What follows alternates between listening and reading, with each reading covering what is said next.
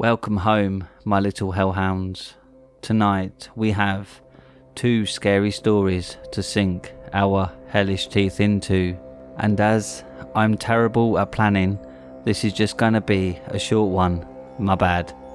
But I hope you like it, and if you do like scary stories and creepypastas, then please feel free to subscribe and click the like button, as our little channel needs all the help it can get. Also, don't forget to click the bell icon so you get notified every time I upload, which is usually twice a week on Tuesdays and Thursdays. Now, let's get right into it.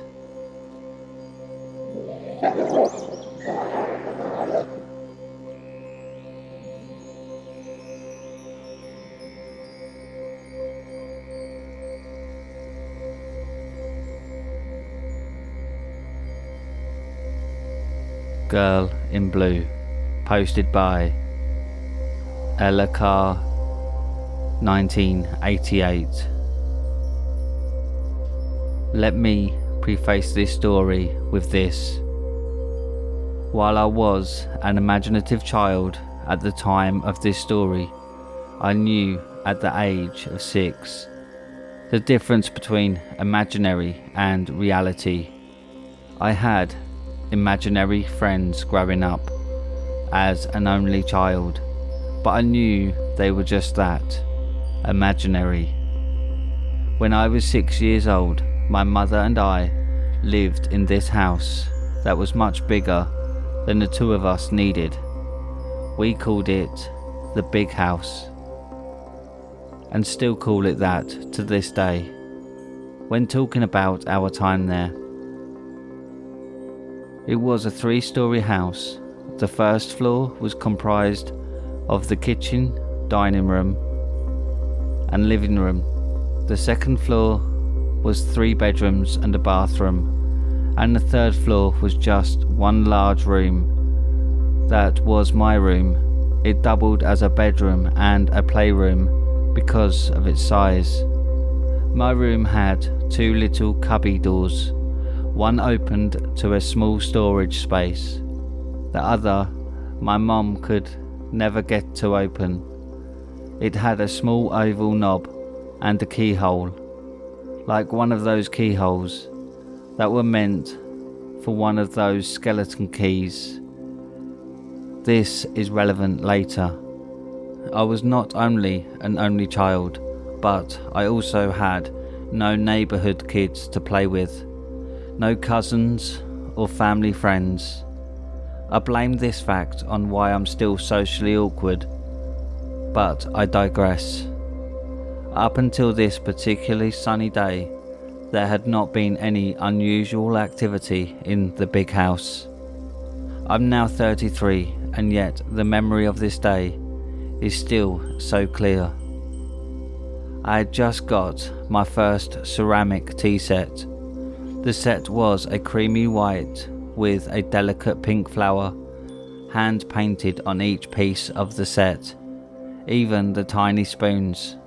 I had gathered my 2 favourite childhood toys, a rag doll named Rattle and a bear with a clown hat named Stuffy.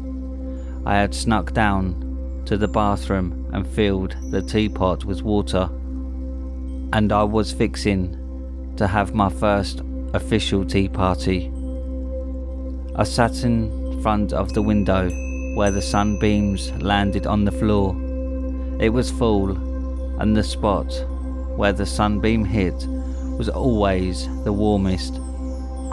I'd been playing with Snuffy and Rattle for about 10 minutes when I realised, while looking down at the tea set, across from me were a pair of light blue shoes. It happened gradually. It's not like they popped into existence. It's more like when you're looking somewhere else, so your brain just doesn't register what you're looking at right away. Like that. As I looked up, I saw a girl. She was about my age, with copper hair and a knee-length blue dress with lace around the neck and hemline. She had brown eyes and a smattering of freckles over her nose. She wore a silver locket around her neck and the blue shoes I had first seen. For some reason, I wasn't scared. I just asked if she wanted to have some tea. She just nodded and sat in front of me. It's only years later that I fully realised she made absolutely no noise doing so. I don't know how long we played. She never spoke, just nod or shake her head. The only noise she made was a peal of laughter. It was after this laughter that I heard my mother open the door. At the foot of my stairs, she called, "What are you doing up there? I can hear you squealing all the way down in the kitchen." When my mother had opened the door, I had jumped and looked over my shoulder towards the door. When I turned back to look at the girl, she was gone. Her teacup still full. Snuffy had fallen over, but nothing else had moved. "Just playing my tea set, Mama." I called down the stairs, still staring at the empty space in front of me. Again, I was more confused than scared. That is, until I heard a squeaking hinge coming from behind me. I whipped around, looking for the sound, and there it was. The door to the cubby that I had watched my mother trying for hours to open was open. It was open just an inch. That's it, an inch. I sat where I was for what felt like an hour, just staring. Part of me was waiting for a monster to come out of it. It felt weird. My little mind couldn't figure out what had happened. I debated yelling for my mom. Thought maybe just cry. Finally, I gathered the courage to slowly walk towards the little cubby door. Inside was a very tiny space, maybe 3 foot by 3 foot and 4 foot high.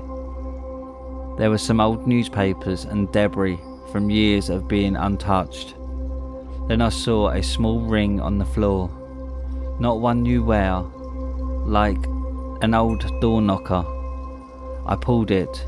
As it opened, I heard something slide across the hatch. Once the hatch was opened, I looked down into the little door. I was looking down into my bathroom linen closet.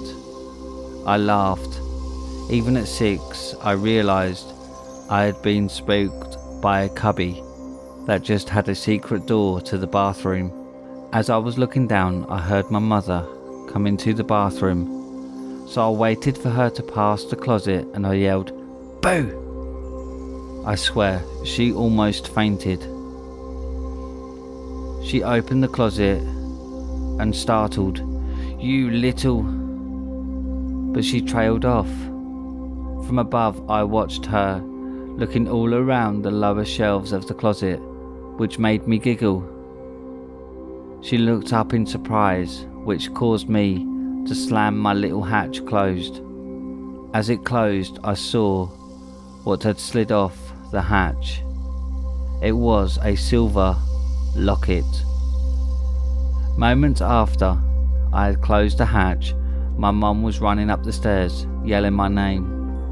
She asked me how I opened it, so I told her what I just told all of you. I remember the dumbfounded look she had at the end as I held up the silver locket, slightly tarnished and covered in dust.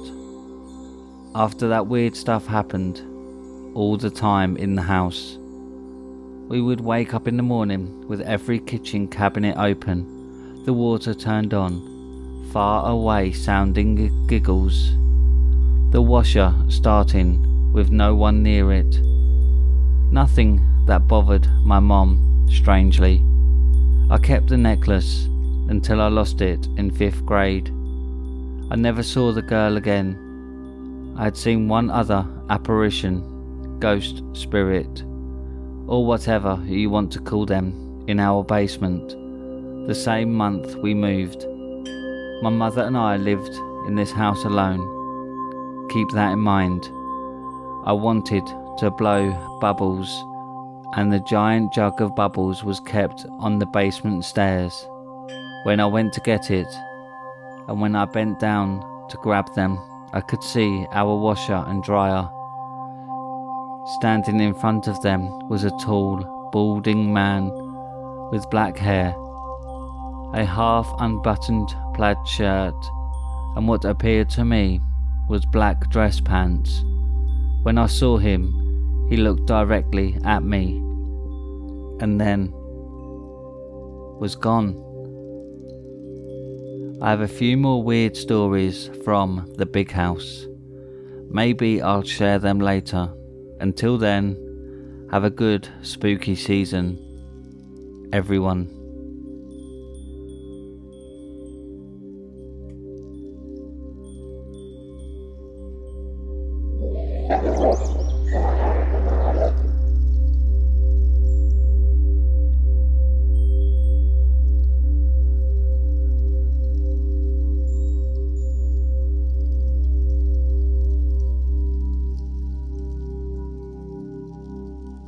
Something's wrong. Posted by Dependent Ad 87493. Hey John. What? Come check this thing out.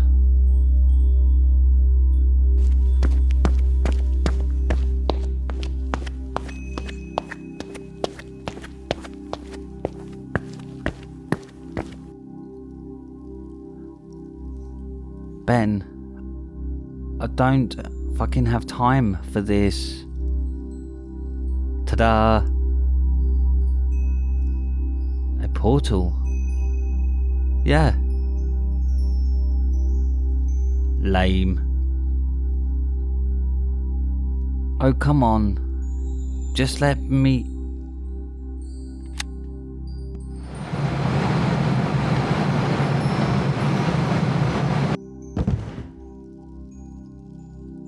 Oh great, Ben. You got us into some random reality.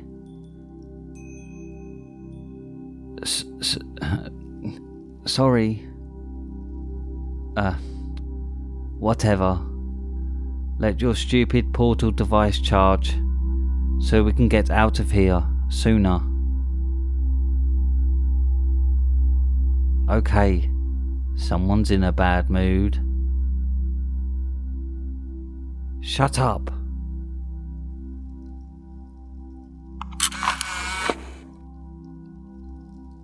I'm in some random reality, but some ocean, so gazing and beautiful.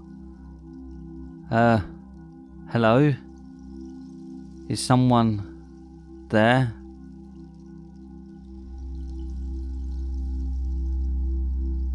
Flesh. New flesh.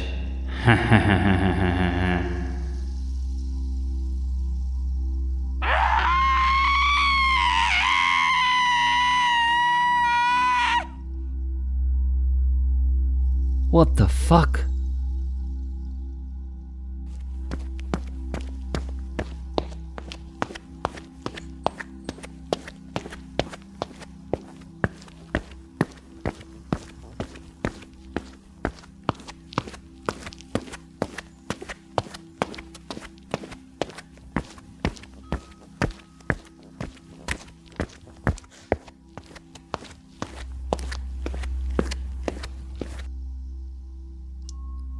I heard fucking screaming. Actual fucking screaming.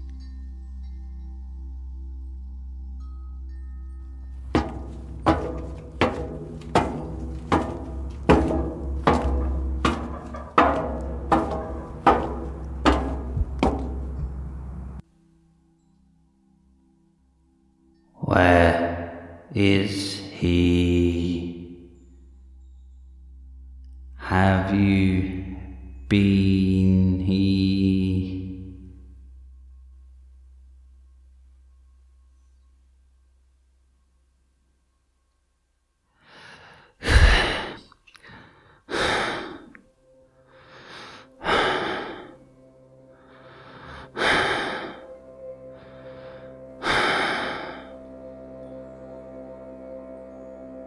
I'm gonna stop hanging you.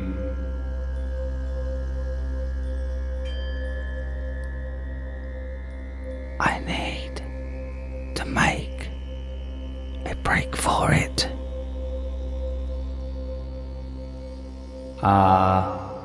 You in here?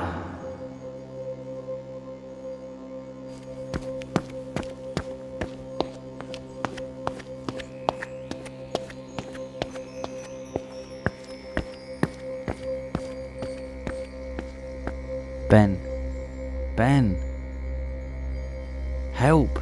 He got me. Ben. John? His camera's here. Why?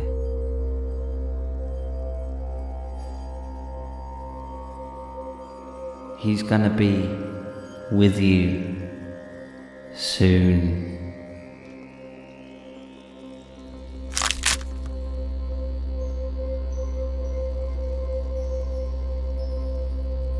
How do you turn this thing off?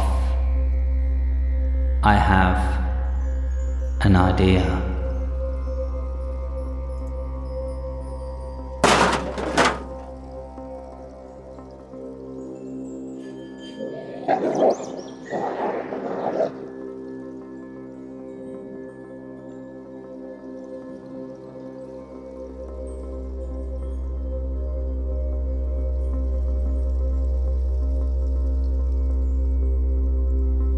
And that's it for tonight. Thanks for listening, my little hellhounds. If you liked these scary stories, then don't forget to like the video and subscribe, and click the bell icon so you get notified every time I upload. If you have any scary stories you want posted on the channel, then submit them to Reddit r/homeofscares, and follow me on Twitter @homeofscares. Now, good night, my little hellhounds.